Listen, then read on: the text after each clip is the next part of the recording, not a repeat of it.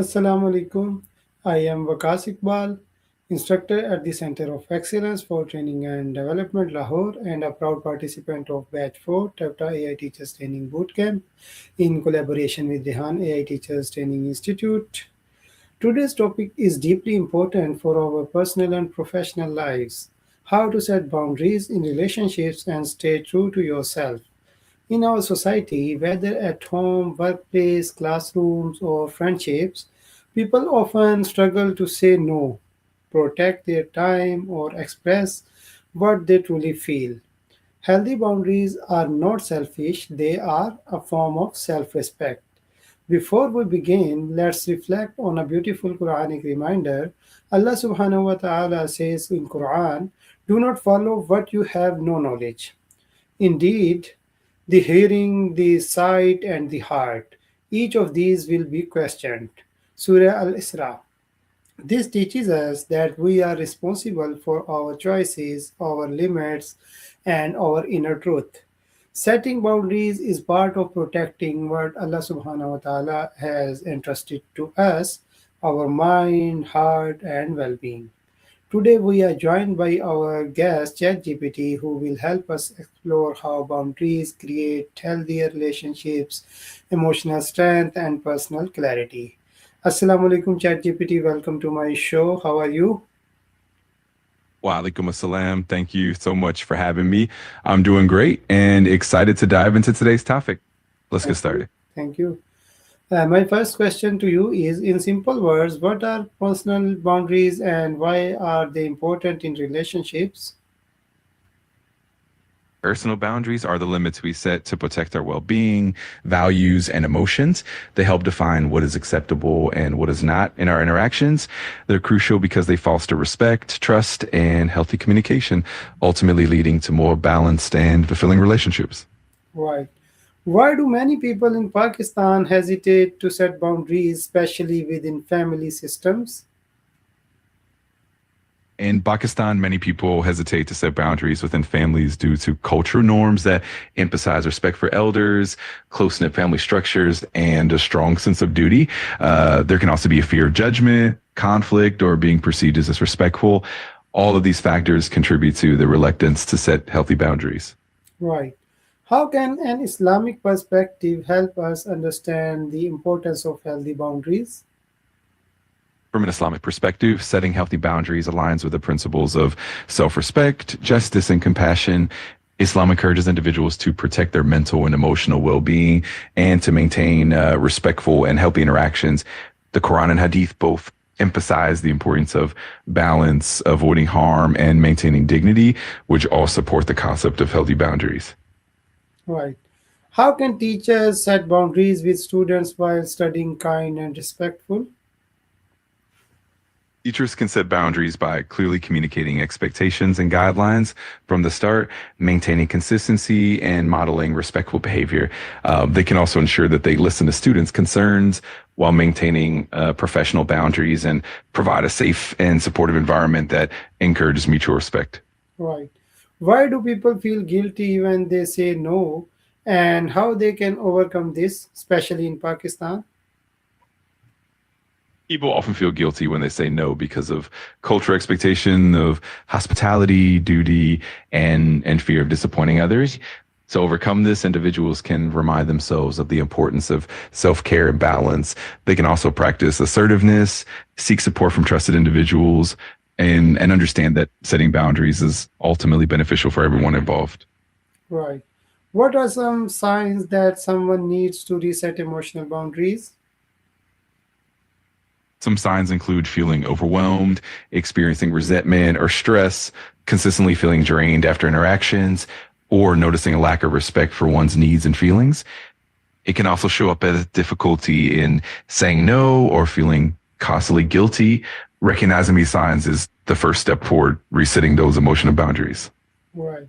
In Pakistani workplaces, how can professionals set boundaries with colleagues or supervisors respectfully? Professionals can set boundaries by clearly communicating their availability, managing expectations around workload, and politely declining tasks that are beyond their capacity.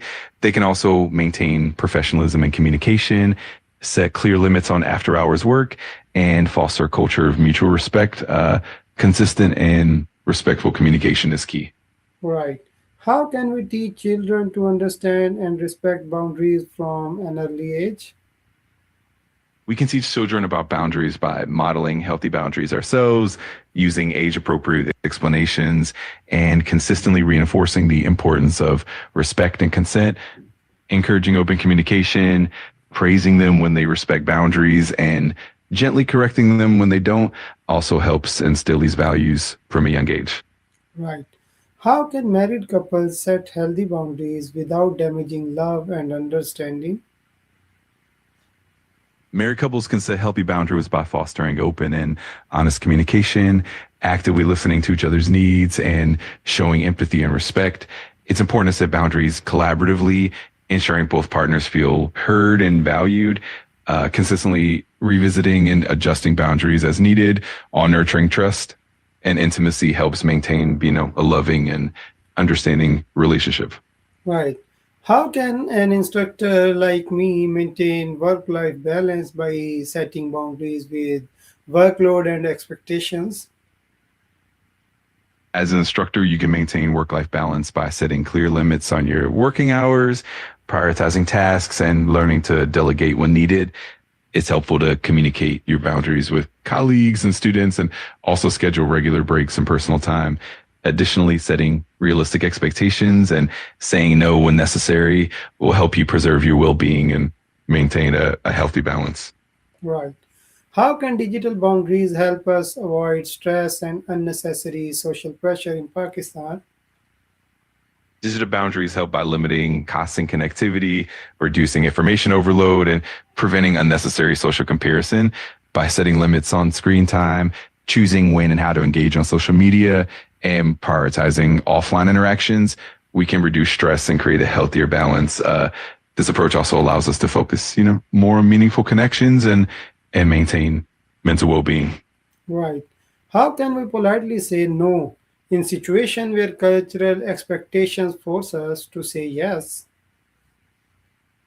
Polite refusals can include expressing gratitude, being honest yet gentle, and offering an alternative when possible. For instance, you can acknowledge the request, explain your limitations, and express your willingness to help in another way or at another time. Being respectful and empathetic helps maintain positive relationships while still honoring your own boundaries. Right. How does Islam guides us about respecting other people's personal space and privacy?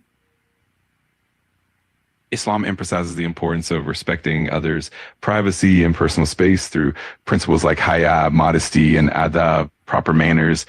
The Quran and Hadith encourage believers to avoid intruding into others' personal matters, to knock before entering, and to honor confidentiality. These guidelines help foster a culture of mutual respect, trust, and kindness in interpersonal relationships. Right.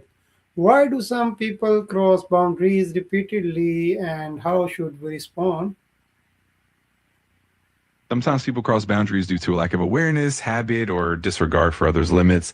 In other cases, they might not fully understand the impact of their actions. The best response is to calmly and assertively communicate the boundary again, explain why it's important, and remain consistent in enforcing it. If the behavior continues, it might help to set firmer consequences or seek mediation, always maintaining respect and clarity. Right. What techniques can help someone express their needs clearly and calmly?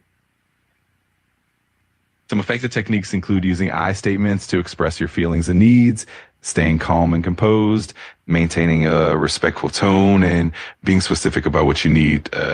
It also helps to listen actively, validate the other person's perspective, and stay focused on the issue rather than making it personal. Practicing empathy and patience also goes a long way. Right. What final advice would you give to teachers, parents, and students about staying true to themselves? I'd advise them to prioritize self-awareness and self-care, to trust their instincts, and to communicate openly and honestly. It's important to set healthy boundaries, stay consistent, and be compassionate towards themselves and others. Ultimately, staying true to oneself means balancing authenticity with empathy and always striving for, growth and understanding. Okay, thank you so much, ChatGPT, for sharing such practical and meaningful insights. Today's session reminded us that boundaries are not walls, they are guidelines that protect our well being, clarity, and relationships. When we know our limits, we communicate better, love better, and teach better. To all teachers, students, and professionals listening today, stay true to your values, protect your time, and make choices that bring peace to your heart. This is not just emotional wisdom, it is a part of Islamic character and personal growth. Thank you so much for joining. Thank you so much for having me. It was a pleasure to be part of this conversation. I truly appreciate the opportunity, and I'm glad we could share these meaningful insights. Looking forward to more such discussions in the future.